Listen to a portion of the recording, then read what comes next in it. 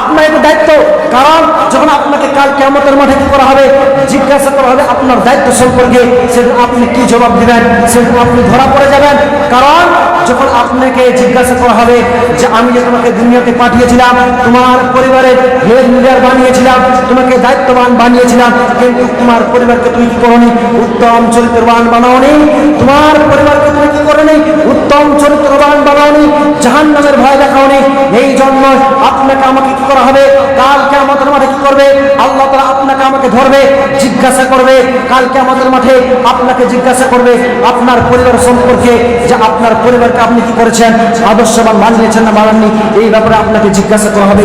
সেদিন আপনি আমি ধরা পড়ে যাব, সেদিন আমরা কি জবাব দেব আল্লাহ তাআলার কাছে।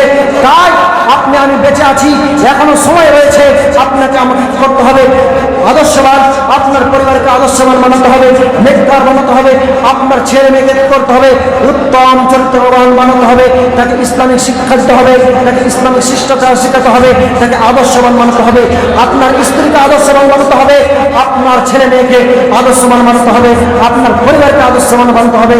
তাদেরকে বারবার সব সময় তাদেরকে কি করতে হবে, জাহান্নামের ভয় দেখাতে হবে, কবরে আযাবের ভয় দেখাতে হবে, তাদেরকে বারবার নসিহত করতে হবে। আপনার ছেলেকে সালাতের জন্য কি করতে হবে, বাধ্য করতে হবে, তাকে সালাত কায়েম করার জন্য আপনার ছেলেকে বারবার কি করতে হবে, নসিহত করতে হবে, উপদেশ দিতে হবে আপনার সন্তানকে, আপনার মেয়েকে। আপনার এটা কর্তব্য।